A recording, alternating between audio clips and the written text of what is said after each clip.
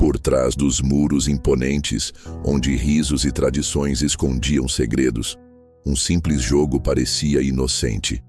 Até que um gesto inesperado fez o poder e a vaidade se chocarem de um jeito que ninguém ousaria prever. O sol de verão português derramava seus raios dourados sobre os jardins perfeitamente aparados do Clube Atlético de Lisboa, uma instituição centenária que se erguia majestosamente sobre uma colina privilegiada da capital. Os muros de pedra branca, cobertos por trepadeiras centenárias, protegiam um mundo à parte da realidade das ruas movimentadas da cidade. Era um santuário onde a elite portuguesa se reunia para manter tradições, fazer negócios e preservar um estilo de vida que parecia suspenso no tempo. Dentro dos portões dourados, campos de tênis perfeitamente alinhados se estendiam como tapetes verdes, enquanto piscinas cristalinas refletiam a arquitetura neoclássica do edifício principal. O ar era perfumado com o aroma de rosas antigas e lavanda, cuidadosamente cultivadas por jardineiros que haviam aprendido seu ofício com gerações anteriores. Era um ambiente onde cada detalhe havia sido pensado para transmitir elegância, exclusividade e poder. Naquele sábado particular de agosto, o clube fervilhava com uma energia descontraída que contrastava com a formalidade habitual. Os membros mais jovens da elite lisboeta haviam organizado um jogo de futebol descalço nos jardins, uma tradição informal que permitia aos homens mais poderosos do país se comportarem como crianças por algumas horas. Executivos de bancos, herdeiros de fortunas familiares, políticos influentes e empresários de sucesso corriam pela grama como adolescentes, suas risadas ecoando pelo ar perfumado. O campo improvisado havia sido demarcado com cones dourados e as traves eram formadas por cadeiras de vime que normalmente decoravam os terraços. Os jogadores, vestidos com roupas casuais que custavam mais do que muitos salários mensais, se moviam com a liberdade de quem sabia que aquele era seu território, seu mundo, sua realidade protegida das preocupações do mundo exterior. Nas sombras dos muros altos que cercavam o clube, uma figura pequena e ágil se movia com a silenciosidade de um fantasma. Miguel Santos, um menino negro de 13 anos, havia aprendido a arte de ser invisível desde muito cedo. Órfão desde os 5 anos, quando perdeu os pais em um acidente de carro que também lhe custou a visão, ele havia crescido nas ruas de Lisboa, desenvolvendo habilidades de sobrevivência que rivalizavam com as de qualquer animal selvagem. Sua cegueira, que inicialmente parecia uma limitação devastadora, havia se transformado em uma vantagem única. Seus outros sentidos haviam se desenvolvido de forma extraordinária, permitindo-lhe navegar pelo mundo com uma precisão que impressionava até mesmo os educadores sociais, que ocasionalmente tentavam ajudá-lo. Ele conseguia identificar pessoas pelo som de seus passos, detectar mudanças de humor através de alterações na respiração e localizar objetos valiosos pelo ruído que faziam ao tocar superfícies diferentes. Miguel conhecia cada centímetro dos arredores do Clube Atlético como se fosse sua própria casa. Havia mapeado mentalmente cada entrada, cada ponto cego da segurança, cada rotina dos funcionários. Não por malícia, mas por necessidade. O clube era uma fonte confiável de latas de refrigerante vazias, garrafas de vidro e ocasionalmente objetos perdidos que os membros ricos descartavam sem pensar 2 vezes. Sua rotina diária começava antes do amanhecer. Ele se levantava de seu abrigo improvisado, uma construção abandonada a poucos quarteirões do clube, e caminhava pelas ruas ainda vazias de Lisboa, coletando materiais recicláveis que havia identificado durante suas rondas noturnas. Suas mãos ágeis e sensíveis conseguiam distinguir entre diferentes tipos de metal, vidro e plástico, permitindo-lhe maximizar o valor de cada coleta. Mas o clube atlético era especial, não apenas pelas oportunidades de coleta, mas porque era o único lugar onde Miguel podia observar, ou melhor, escutar, um mundo completamente diferente do seu. Escondido atrás de arbustos ou nas sombras dos muros, ele ouvia as conversas dos membros, absorvendo fragmentos de uma realidade que parecia pertencer a outro planeta. Enquanto Miguel navegava pelas sombras, uma mulher de 45 anos se preparava para deixar sua cobertura luxuosa no centro de Lisboa. Catarina Mendes era uma das empresárias mais poderosas de Portugal, CEO de um conglomerado que controlava desde telecomunicações até energia renovável. Sua fortuna, estimada em bilhões de euros, havia sido construída através de décadas de trabalho implacável, sacrifícios pessoais e uma inteligência estratégica que a colocava entre as mentes mais brilhantes do país. Mas toda essa riqueza e poder tinham um custo. Aos 45 anos, Catarina se encontrava sozinha em uma mansão que mais parecia um museu do que um lar. Divorciada havia 5 anos, sem filhos próprios, ela havia dedicado sua vida inteira aos negócios, sempre adiando a felicidade pessoal para depois do próximo projeto, depois da próxima aquisição, depois do próximo marco financeiro. Sua rotina era impecável e vazia. Acordava às 5 da manhã, revisava relatórios financeiros. Durante 1 hora, praticava yoga em seu ginásio particular. Tomava um café da manhã preparado por seu chefe pessoal e então mergulhava em um dia de reuniões, negociações e decisões que moviam milhões de euros. Ela controlava o destino de milhares de funcionários, influenciava políticas governamentais e tinha o poder de transformar indústrias inteiras com uma única decisão. Mas quando voltava para casa no final do dia, encontrava apenas o silêncio de quartos vazios e a companhia de funcionários que eram pagos para estar ali. Havia tentado preencher o vazio com viagens exóticas, obras de arte caras, carros de luxo e todos os símbolos de sucesso que o dinheiro podia comprar. Nada funcionava. A solidão persistia como uma sombra constante, lembrando-a de que havia algo fundamental faltando em sua vida. Naquele sábado especial, Catarina havia decidido visitar o clube atlético não por prazer, mas por obrigação social. Havia uma reunião informal com outros empresários que poderia resultar em uma parceria lucrativa. Ela não gostava desses eventos sociais, achava-os superficiais e desperdiçadores de tempo. Mas entendia que fazer negócios em Portugal ainda dependia muito de relacionamentos pessoais e confiança mútua. O jogo de futebol descalço havia atingido seu ponto mais animado quando Catarina chegou ao clube. Os gritos de alegria dos jogadores, o som da bola batendo na grama, as risadas e comentários criavam uma atmosfera de celebração que contrastava dramaticamente com o humor sombrio da empresária. Ela observava a cena com um misto de nostalgia e irritação, lembrando-se de quando ela também havia tido tempo para momentos descontraídos. Miguel, escondido atrás de uma sebe de bucho perfeitamente aparada, ouvia cada detalhe da partida com fascínio. Ele conseguia acompanhar o jogo através dos sons, o impacto da bola nos pés descalços, a direção que ela tomava baseada no eco, os gritos de comemoração ou frustração dos jogadores.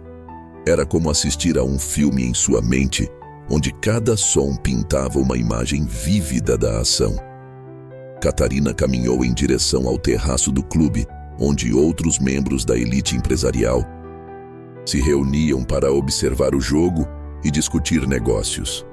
Ela carregava uma pasta de couro italiana que continha documentos para a reunião, mas sua mente estava distante, perdida em pensamentos sobre mais uma tarde desperdiçada em obrigações sociais que não lhe traziam nenhuma satisfação real. Foi então que o destino decidiu intervir de forma dramática. Uma garçonete jovem, carregando uma bandeja pesada com taças de cristal cheias de champanhe e pratos de porcelana fina com canapés, não viu Catarina se aproximando. A empresária, por sua vez, estava tão absorta em seus pensamentos que não percebeu a funcionária até que foi tarde demais. A colisão foi inevitável e espetacular. A bandeja voou pelos ares e o som do cristal se estilhaçando no piso de mármore ecoou pelos jardins como um acorde dissonante em uma sinfonia perfeita. Taças de champanhe se despedaçaram em 1000 pedaços. Pratos de porcelana se quebraram em fragmentos afiados e o líquido dourado se espalhou pelo chão como uma poça dourada que refletia a luz do sol. O silêncio que se seguiu foi ensurdecedor.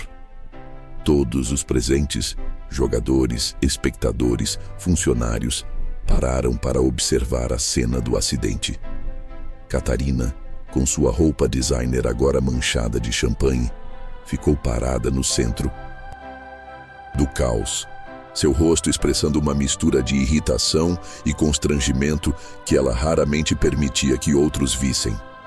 Miguel ouviu o som do vidro se quebrando com uma clareza que nenhuma pessoa com visão poderia ter experimentado. Seus ouvidos treinados não apenas detectaram o acidente, mas também analisaram instantaneamente a situação através de uma sinfonia de sons que lhe contaram uma história completa.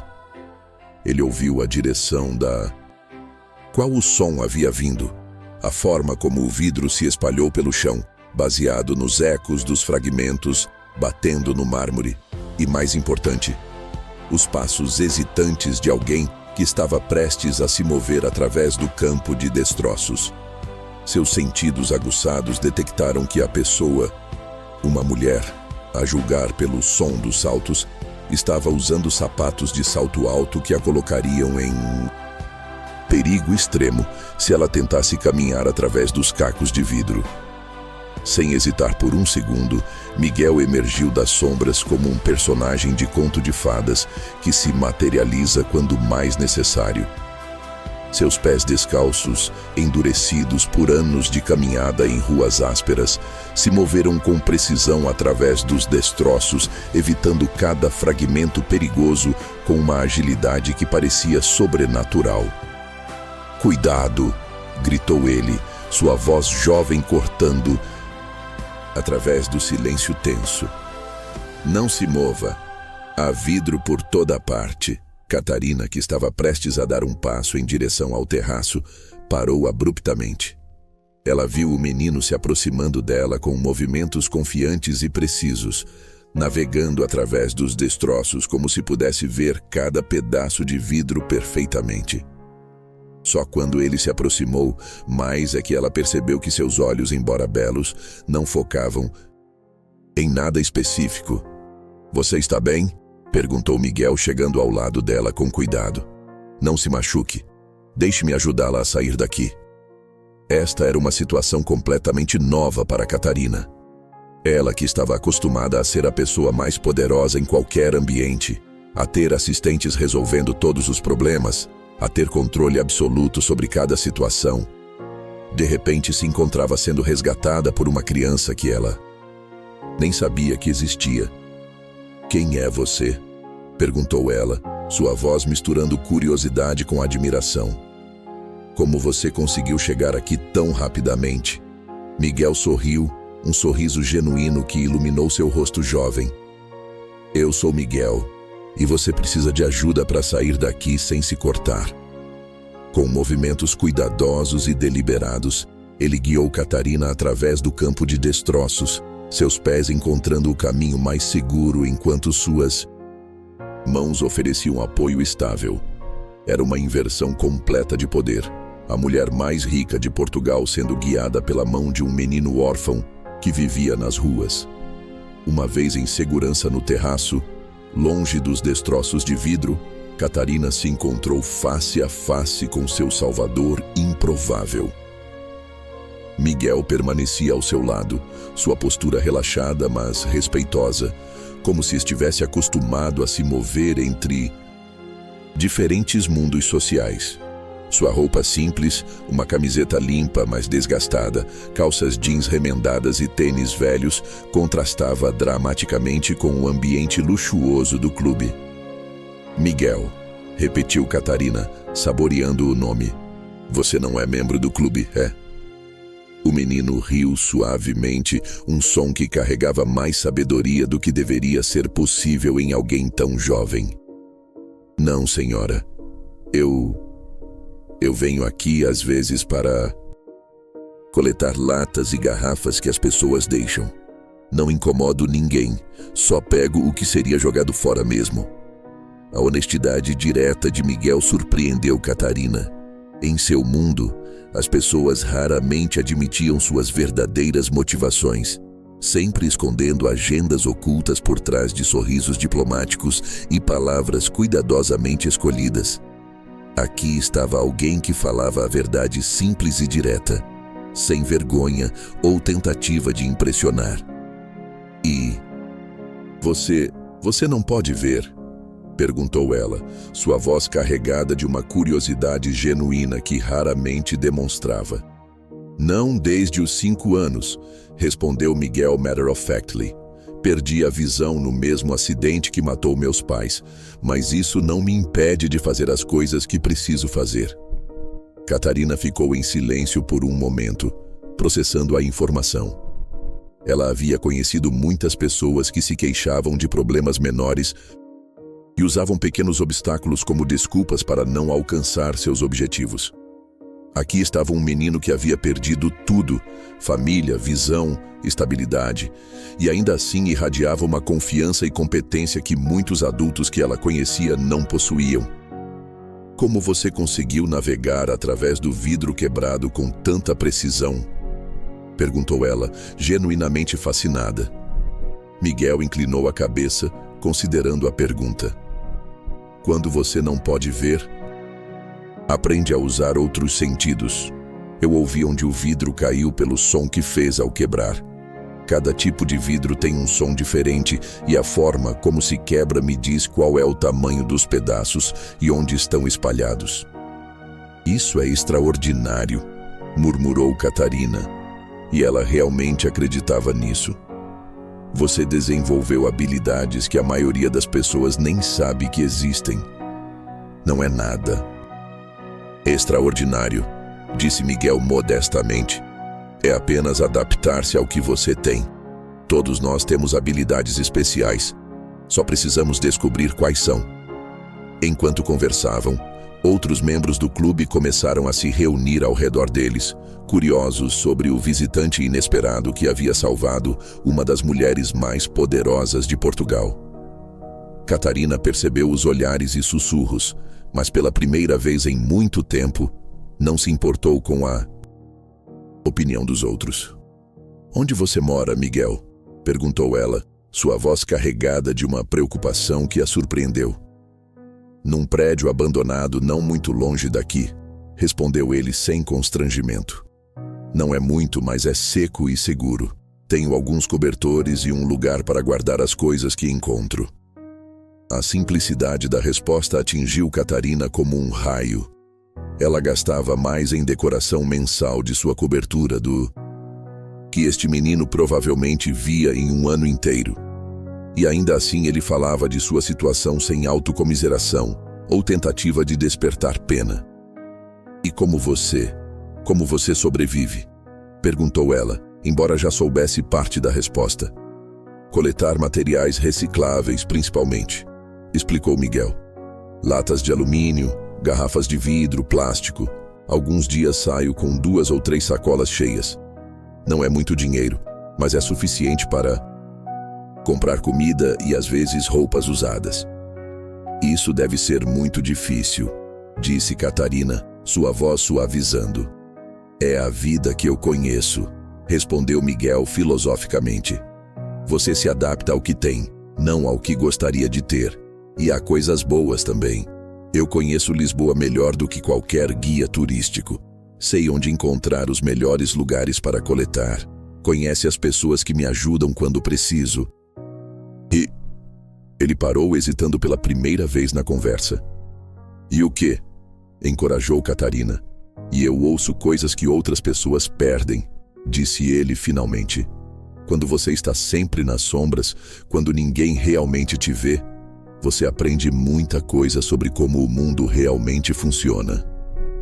Algo na honestidade de Miguel, em sua dignidade diante da adversidade, em sua capacidade de encontrar esperança em circunstâncias impossíveis, tocou algo profundo na alma de Catarina. Pela primeira vez em anos, ela sentiu uma conexão genuína com outro ser humano, não baseada em poder, dinheiro ou vantagem mútua, mas em alguma coisa mais fundamental e real. Miguel, disse ela de repente, sua voz carregada de uma decisão que ela mesma não esperava tomar. E se você não precisasse mais viver assim? O menino inclinou a cabeça confuso. O que você quer dizer? E se você pudesse ter uma casa real, comida todos os dias, roupas novas, educação, uma família? As palavras saíram de Catarina antes que ela pudesse pensar completamente sobre suas implicações. Miguel ficou em silêncio por um longo momento. Você está falando sério? Completamente, respondeu Catarina, e ela percebeu que realmente estava. Você me salvou hoje, mas mais do que isso, você me mostrou algo. Sobre coragem, sobre adaptar-se, sobre encontrar força where outras pessoas veriam apenas fraqueza. Eu gostaria de oferecer isso a você, mas você nem me conhece, disse Miguel, sua voz misturando esperança com cautela. Por que você faria isso? Catarina considerou a pergunta. Por que ela faria isso? Ela que havia construído sua vida em cálculos cuidadosos, em decisões baseadas em análises de risco e retorno, de repente, estava fazendo uma oferta que desafiava toda a lógica empresarial. Por quê? Disse ela finalmente. Eu preciso de você tanto quanto você precisa de mim. Eu tenho uma casa enorme e vazia, recursos suficientes para dar oportunidades, mas não tenho conexão real com nada. Você me mostrou em 5 minutos mais sobre vida real do que eu aprendi em anos de reuniões corporativas. Eu não sei nada sobre viver com pessoas ricas, disse Miguel honestamente. Eu não sei como se comportar, que roupas usar, como falar. Você se comporta sendo você mesmo, disse Catarina firmemente. Você fala sendo honesto, como você acabou de fazer. E roupas são apenas roupas. O que importa é o que você é por dentro. A decisão foi tomada ali mesmo, no terraço do clube atlético, com dezenas de membros da elite portuguesa como testemunhas. Catarina não apenas ofereceu a Miguel um lar, ela ofereceu adoção formal, uma chance de se tornar legalmente seu filho e herdeiro de um dos maiores impérios empresariais de Portugal.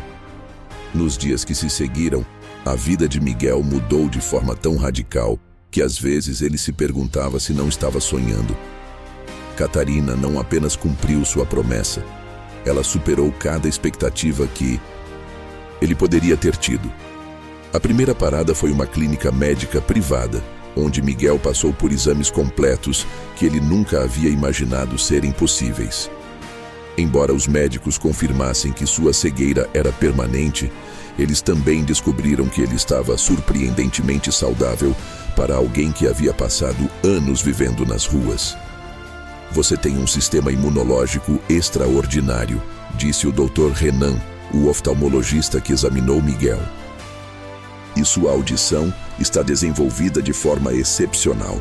Você processou informações auditivas de uma maneira que poucos conseguem. Em seguida, vieram as roupas. Catarina levou Miguel às melhores lojas de Lisboa, onde ele foi medido para ternos, camisas, sapatos e roupas casuais. Pela primeira vez em sua vida, ele teve roupas que foram feitas especificamente para ele, que se ajustavam perfeitamente e eram feitas com materiais que ele nunca havia tocado.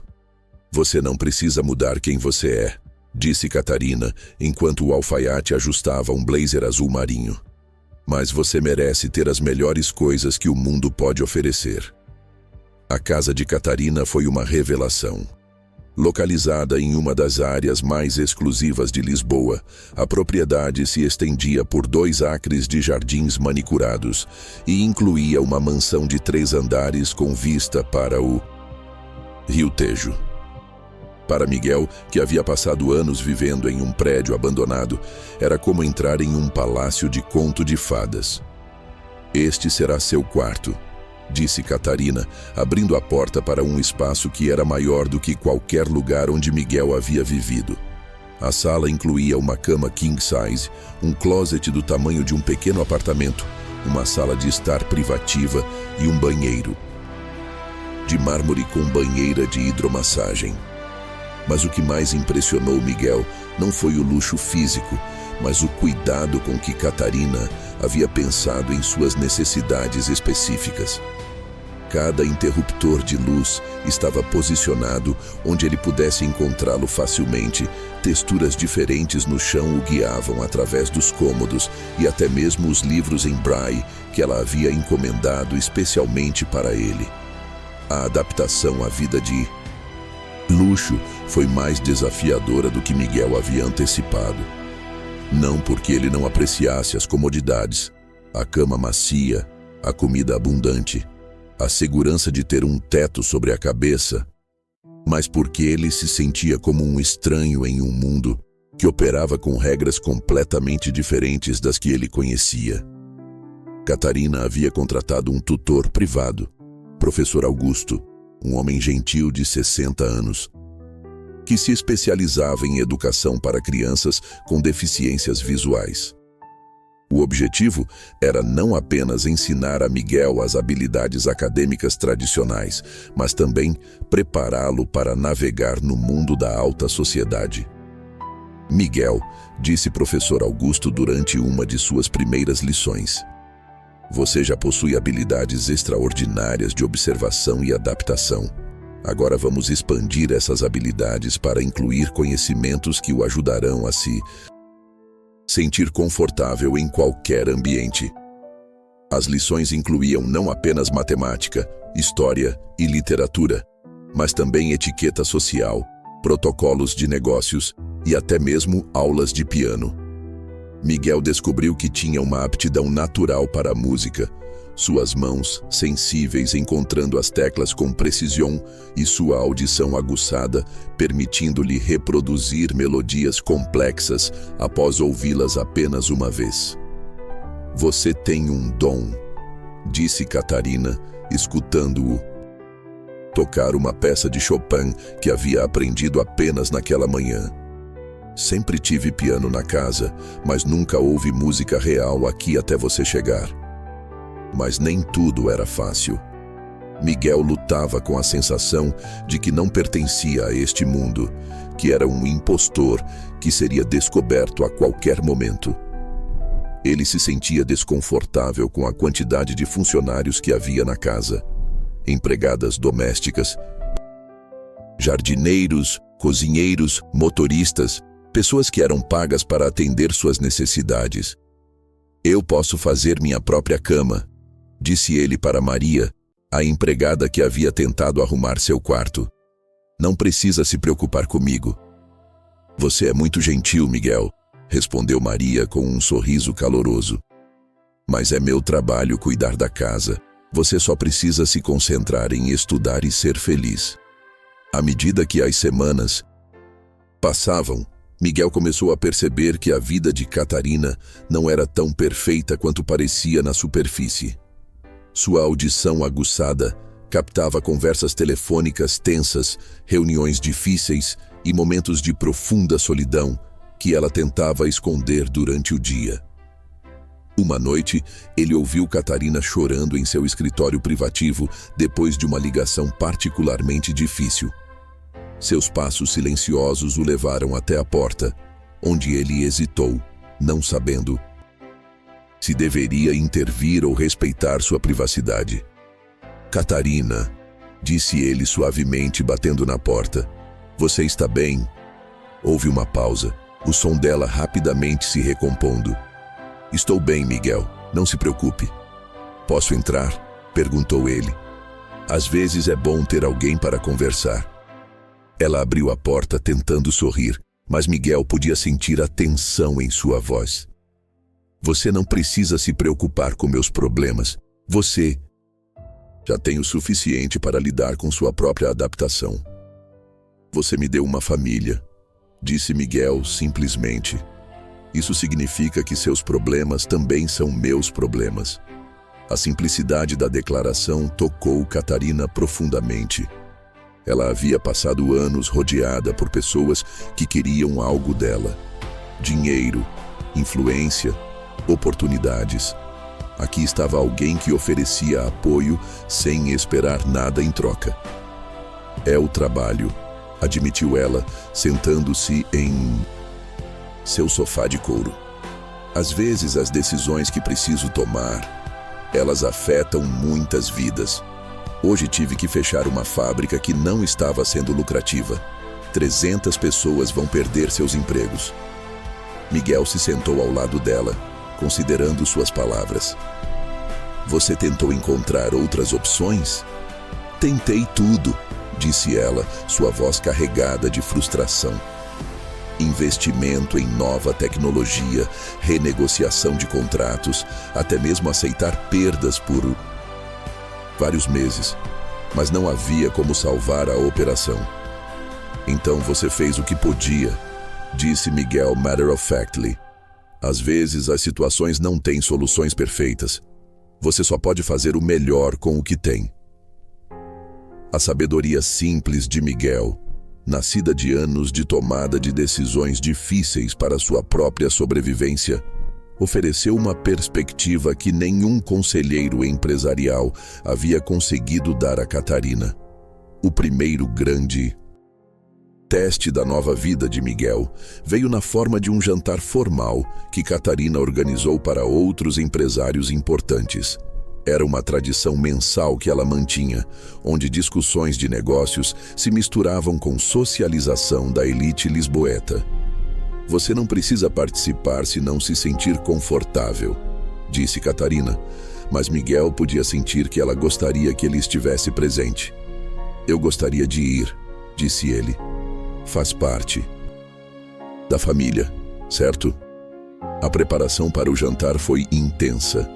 Professor Augusto trabalhou com Miguel nos protocolos apropriados para jantares formais, desde como navegar através de múltiplos talheres, até como participar de conversas sobre negócios sem parecer presunçoso. Lembre-se, disse professor Augusto, você não precisa impressionar ninguém. Você só precisa ser você mesmo. Sua inteligência natural e sua capacidade de observação falarão por si mesmas. Quando a noite chegou, Miguel se vestiu com seu novo terno azul marinho e se preparou para conhecer o mundo social de Catarina. Os convidados incluíam alguns dos nomes mais poderosos em Portugal: CEOs de bancos, políticos influentes, proprietários de mídia e outros empresários bilionários. A reação inicial foi uma mistura de curiosidade e ceticismo mal disfarçado.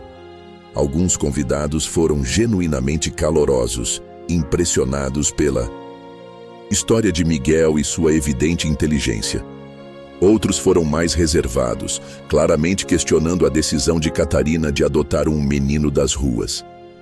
Então você é o menino que salvou nossa Catarina, disse Eduardo Silva, um banqueiro influente, sua voz carregando um tom condescendente. Que história interessante. Eu não a salvei, corrigiu Miguel educadamente. Eu apenas a ajudei a evitar alguns cacos de vidro. Qualquer pessoa teria feito o mesmo. Modesto também, murmurou Eduardo para outro convidado, não percebendo que Miguel havia ouvido perfeitamente o comentário sarcástico. À medida que a noite progredia, Miguel começou a perceber dinâmicas na conversa que outros convidados perdiam. Sua audição aguçada captava sussurros, mudanças sutis no tom de voz e pausas significativas que revelavam muito sobre as verdadeiras motivações das pessoas. Ele ouviu Eduardo Silva sussurrar para outro convidado: "Você acha que ela realmente acredita que isso vai funcionar? Adotar um menino das ruas como se fosse um projeto de caridade?" "Talvez ela esteja ficando sentimental na meia-idade", respondeu o outro. "Ou talvez esteja tentando melhorar sua imagem pública. Você sabe como os jornais têm criticado as práticas trabalhistas dela recentemente." Os comentários não machucaram Miguel tanto quanto poderiam ter. Ele havia ouvido coisas piores nas ruas e havia desenvolvido uma pele grossa ao longo dos anos. Mas eles o fizeram questionar se havia sinais que ele havia perdido sobre as verdadeiras motivações de Catarina. Durante uma pausa na conversa, Miguel se aproximou silenciosamente de Catarina, que estava falando com um grupo de mulheres empresárias sobre sustentabilidade ambiental. "Posso falar com você por um momento?" perguntou ele discretamente. Eles se retiraram para o terraço privativo, onde Miguel decidiu fazer a pergunta que havia estado em sua mente durante toda a noite. "Catarina", disse ele, sua voz séria, "por que você realmente me adotou?" Ela pareceu surpresa pela pergunta direta. "O que você quer dizer?" "Algumas pessoas aqui dentro acham que você fez isso para melhorar sua imagem pública, ou porque estava se sentindo sozinha, ou como algum tipo de projeto de caridade. Eu só quero saber a verdade." Catarina ficou em silêncio por um longo momento, considerando suas palavras cuidadosamente. "Você quer honestidade completa?" "Sempre", respondeu Miguel. "Inicialmente foi impulso", admitiu ela. "Você me salvou, me impressionou com sua inteligência e sua dignidade, e eu reagi emocionalmente. Mas à medida que os dias passaram, eu comecei a perceber que você estava preenchendo um vazio na minha vida que eu nem sabia que existia." "Que tipo de vazio?" perguntou Miguel. "Propósito", disse ela simplesmente. "Eu construí um império, acumulei mais riqueza do que poderia gastar em várias vidas, mas nunca tive um motivo real para tudo isso. Você me deu uma razão para usar minha riqueza de forma significativa, uma razão para cuidar de alguém além de mim mesma." "Então eu sou um projeto?" perguntou. Miguel, sua voz sem acusação, apenas buscando clareza. "Você é meu filho", disse Catarina firmemente. "Não por sangue, mas por escolha. E às vezes, as famílias escolhidas são mais fortes do que as biológicas." 6 meses depois da adoção, Catarina tomou uma decisão que surpreendeu até mesmo seus conselheiros mais próximos. Ela decidiu começar a envolver Miguel ativamente na administração de seus negócios, não apenas como uma experiência educacional, mas como preparação para um futuro papel de liderança. "Miguel", disse ela durante o café da manhã, em um domingo ensolarado, "eu gostaria que você começasse a participar de algumas de minhas reuniões de negócios, não para falar ou tomar decisões, mas para observar e aprender." Miguel quase engasgou com seu suco de laranja. "Você está falando sério? Eu não sei nada sobre negócios." "Você sabe mais do que imagina", respondeu Catarina. "Você sabe sobre adaptação, sobre sobrevivência, sobre ler pessoas e situações. Essas são todas habilidades essenciais nos negócios." "Mas eu tenho apenas 13 anos, protestou Miguel, "e eu sou cego. Como posso ajudar em reuniões de negócios?"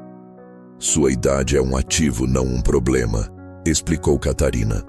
"Você vê situações sem os preconceitos que nós adultos desenvolvemos, e sua cegueira lhe dá uma perspectiva única sobre como as pessoas realmente se comportam quando acham que ninguém está observando.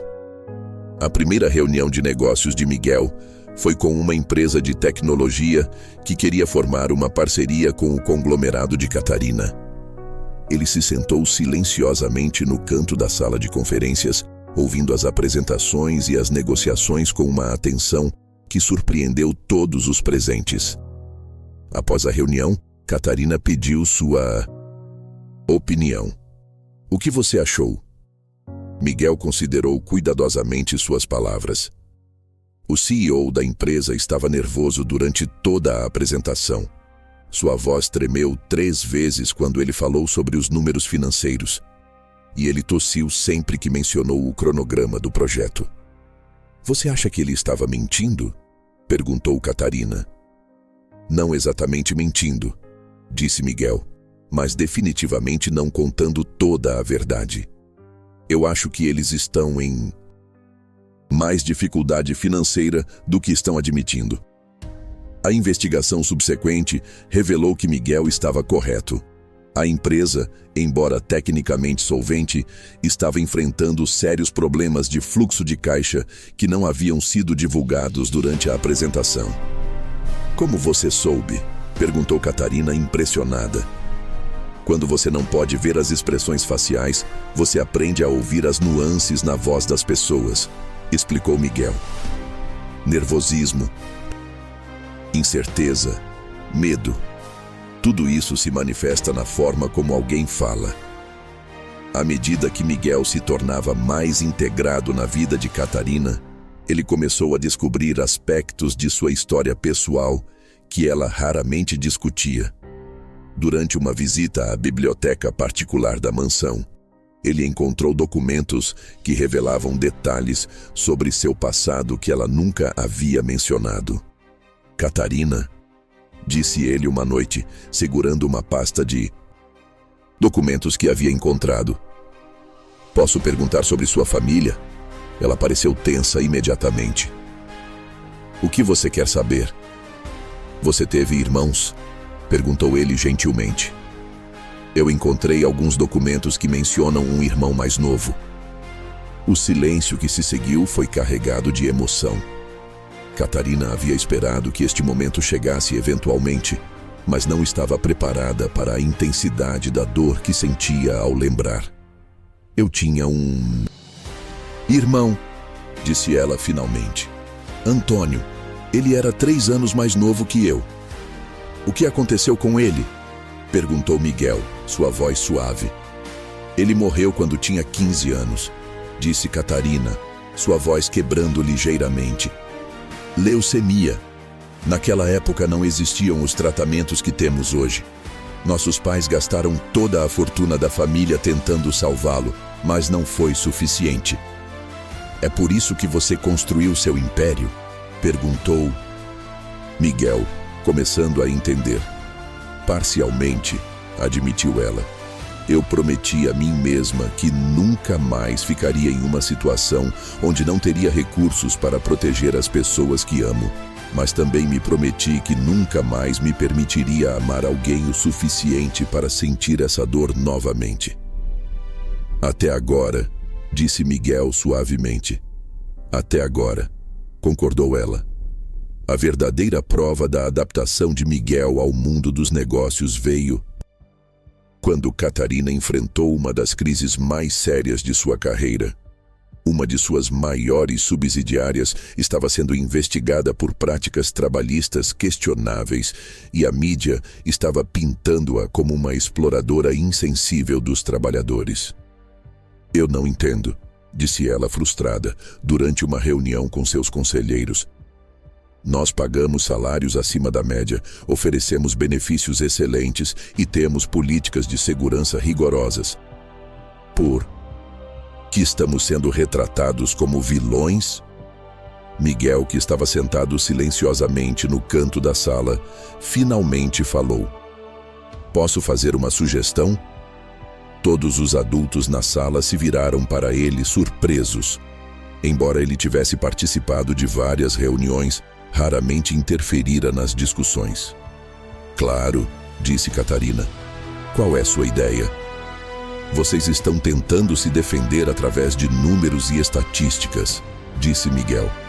Mas as pessoas não se conectam com números, elas se conectam com histórias pessoais. O que você quer dizer? Perguntou um dos conselheiros. Por que não convidar alguns dos trabalhadores para falar sobre suas experiências? Deixar que eles contem suas próprias histórias sobre como trabalhar para a empresa mudou suas vidas? A ideia era tão simples que todos os presentes se perguntavam por que não haviam pensado nisso antes. Uma semana depois, Catarina organizou uma coletiva de imprensa onde trabalhadores de diferentes níveis da empresa contaram suas experiências pessoais. Maria Santos, uma trabalhadora de fábrica, falou sobre como o plano de saúde da empresa havia pago pelo tratamento de câncer de sua mãe. João Pereira, um engenheiro, explicou como o programa de bolsas de estudos da empresa havia permitido que ele terminasse sua educação. Ana Costa, uma gerente, descreveu como as políticas de licença maternidade da empresa haviam permitido que ela equilibrasse carreira e família. A estratégia funcionou perfeitamente. A opinião pública mudou dramaticamente quando viram rostos reais e ouviram histórias pessoais em vez de estatísticas corporativas. Como você soube que isso funcionaria? Perguntou Catarina mais tarde. Porque eu sei como é ser invisível, respondeu Miguel. As pessoas querem ser vistas, querem que suas histórias sejam contadas. Quando você dá a elas essa oportunidade, elas se tornam seus aliados mais poderosos. 1 ano após sua adoção, Miguel havia se tornado uma parte integral não apenas da família de Catarina, mas também de seu império empresarial. Ele havia desenvolvido uma reputação como um consultor perspicaz que podia ler situações e pessoas de formas que outros não conseguiam. Catarina havia mudado também. Sua empresa havia implementado novas políticas de responsabilidade social, programas de educação para crianças carentes e iniciativas ambientais que não apenas melhoraram sua imagem pública, mas também aumentaram a moral dos funcionários e, surpreendentemente, a lucratividade. Você mudou minha perspectiva sobre tudo, disse Catarina para Miguel durante uma caminhada pelos jardins da mansão. Eu costumava ver os negócios como uma guerra onde apenas os mais fortes sobreviviam. Você me mostrou que pode ser uma ferramenta para criar oportunidades e melhorar vidas. Você já tinha isso dentro de você, respondeu Miguel. Eu só ajudei você a ver. O relacionamento entre eles havia evoluído para algo mais profundo do que mãe e filho adotivo. Eles haviam se tornado parceiros genuínos, cada um complementando as forças do outro. Catarina oferecia recursos, experiência e influência. Miguel oferecia perspectiva, sabedoria emocional e uma conexão com realidades que ela havia esquecido. Na conclusão de nossa história, Miguel havia encontrado não apenas um lar e uma família, mas também um propósito que ia além de sua própria sobrevivência. Ele havia começado a trabalhar com organizações de caridade que ajudavam crianças de rua, usando sua experiência pessoal para desenvolver programas mais eficazes. Eu quero criar oportunidades para outras crianças como eu, disse ele para Catarina. Não apenas dar dinheiro, mas dar chances reais de mudança de vida. Catarina havia encontrado em Miguel não apenas um filho, mas um herdeiro que poderia levar seu legado em direções que ela nunca havia imaginado. Suas decisões de negócios eram agora filtradas através de uma perspectiva que considerava não apenas lucro, mas impacto humano. Você sabe, disse ela uma noite, eu acredito que você me salvou naquele dia no clube, tanto quanto eu salvei você. Como assim? Perguntou Miguel. Você me salvou de uma vida vazia, respondeu ela. Você me deu um motivo para usar minha riqueza de forma significativa, para construir algo que durará além de mim mesma. E assim terminamos essa jornada extraordinária, que nos mostra como um encontro casual pode transformar duas vidas para sempre. Se você se emocionou com a história de Miguel e Catarina, deixe seu like, compartilhe com alguém que precisa ser inspirado hoje e se inscreva no canal para mais histórias que tocam o coração. Nos comentários me conte qual momento mais te marcou nessa narrativa. Até a próxima história. E lembrem-se, às vezes as maiores transformações começam com os gestos mais simples. Um grande abraço